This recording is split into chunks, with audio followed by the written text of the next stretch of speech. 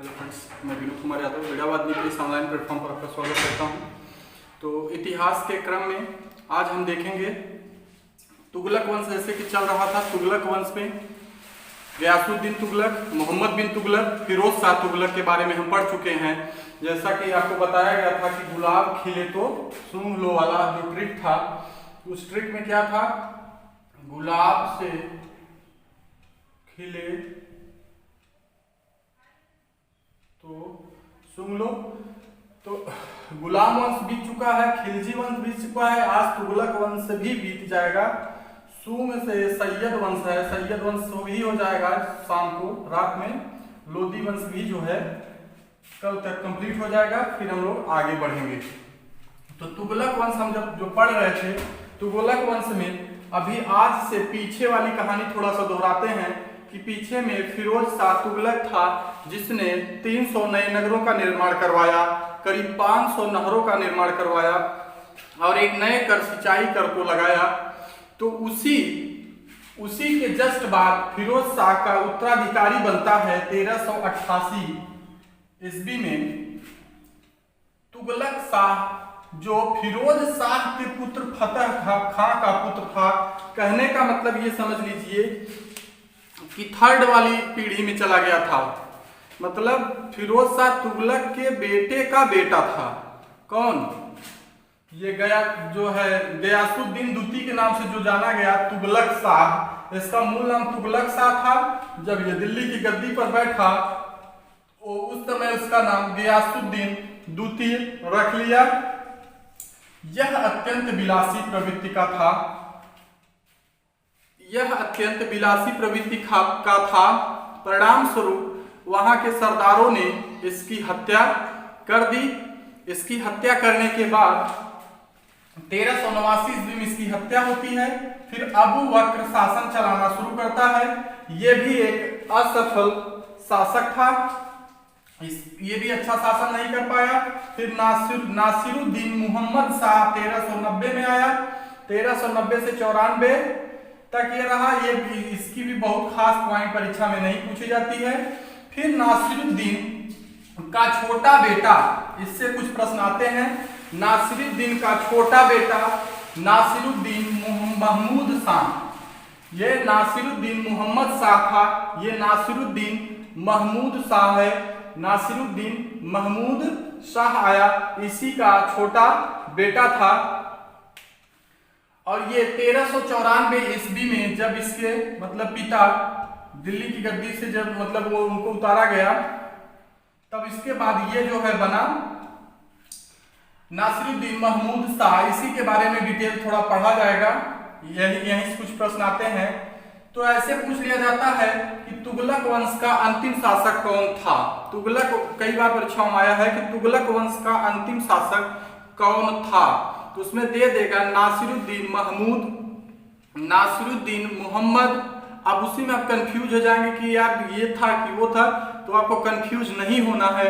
नासिरुद्दीन महमूद शाह को टिक लगा देना है। नासिरुद्दीन महमूद शाह को टिक लगा देना है कि अंतिम जो है, लास्ट जो है तुगलक वंश का अंतिम शासक नासिरुद्दीन महमूद शाह था। इंपॉर्टेंट प्रश्न है ये। नासिरुद्दीन मोहम्मद शाह का छोटा लड़का था। दिल्ली से पालम तक इसका क्षेत्र था। कहने के नाम मात्र का ये जो है शासक था, इसका क्षेत्र बहुत सीमित हो गया था। केवल दिल्ली से पालम के बीच तक ही इसका क्षेत्र बचा था। इसके बाद जो कि फिरोजाबाद एक नगर था, फिरोजाबाद नगर जो यमुना नदी के किनारे स्थित है, जो फिरोज शाह तुगलक ने जिसकी स्थापना करवाई, वह शहर, वह नगर फिरोज शाह तुगलक का सबसे प्रिय नगर था। अब फिरोज शाह तुगलक के बाद जब ये मतलब गद्दी पे जो अयोग्य शासक कुछ लोग आते हैं, अयोग्य शासक आने के बाद धीरे धीरे तुगलक वंश का क्षेत्र भी सिकुड़ता चला गया। तो फिरोजाबाद में एक नया शासक नुसरत खां शासन कर रहा था। यह प्रश्न आता है कि नासिरुद्दीन महमूद शाह के समय फिरोजाबाद में किसका शासन चल रहा था। तो ये भी प्रश्न इंपॉर्टेंट हो जाता है। तो नुसरत खां वहां पर शासन कर रहा था। उसी समय में 1398 ईस्वी में, उसी समय में 1398 ईस्वी में एक पैर से लंगड़ा, एक पैर से लंगड़ा, उसी समय में 1398 ईस्वी में एक पैर से लंगड़ा भीषण आतताई आक्रमणकारी तैमूर लंग ने दिल्ली पर धावा बोला। 1398 ईस्वी में एक पैर से लंगड़ा आतताई भीषण आक्रमणकारी तैमूर लंग ने दिल्ली पर आक्रमण किया।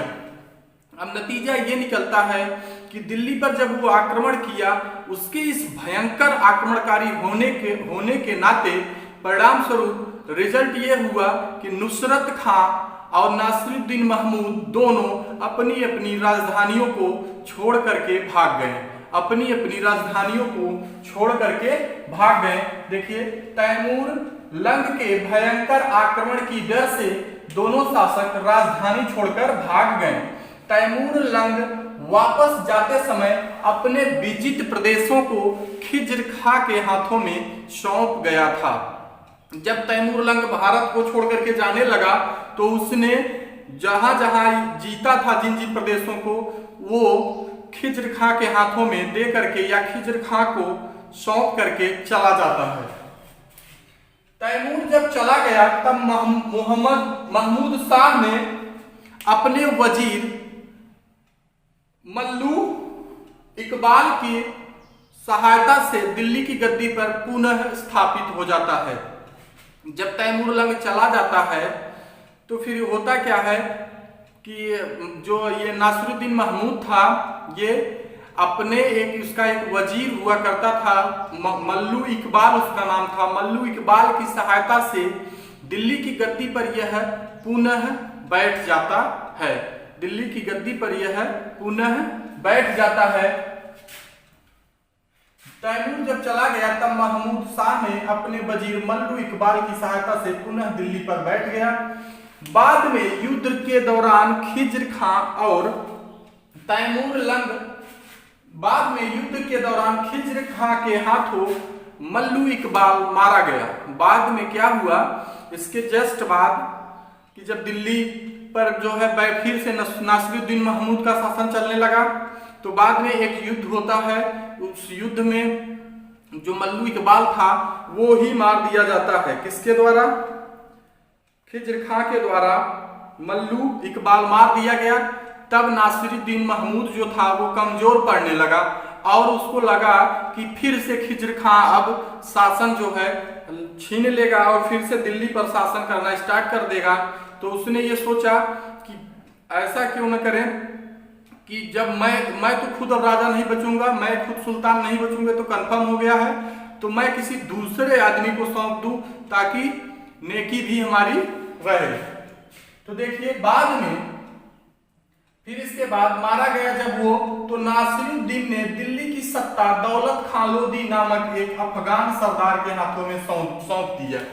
जब मल्लू इकबाल मारा गया तब ये दिल्ली का जो क्षेत्र था वो दौलत खां अफगान का एक जो है व्यक्ति था, उसके हाथों में, सरदार था, उसके हाथों में दिल्ली की जो है सत्ता दौलत मतलब इसने सौंप दी। उसका नाम था दौलत खां लोदी।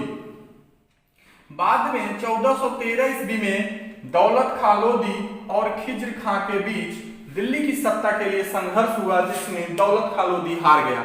जो अफगानी सरदार था उसके बीच, मतलब दौलत खां लोदी के बीच और जो खिज्र खां था, जो कि खिज्र खां था, तैमूर लंग जो था उसको सत्ता सौंप के गया था यहाँ की। तो खिज्र खां और इसके बीच जो अफगानी आया था, अफगानी सरदार, उस दौलत खां लोदी के बीच संघर्ष होता है। उस संघर्ष में दौलत खां लोदी हार गया और खिज्र खां जीत जाता है। खिज्र खां जीत गया और यहीं से एक नए वंश का उदय होता है, एक नए वंश का उदय होता है। उस वंश का नाम है सैयद वंश। उस वंश का खिज्र खां ने सैयद वंश की स्थापना किया। तो सैयद वंश का स्थापना खिज्र खां ने किया। अब ये वाला पूरा जो है नेक्स्ट वीडियो में आपको बताया जाएगा। तो अगला वीडियो देखना ना भूलें। बहुत बहुत धन्यवाद।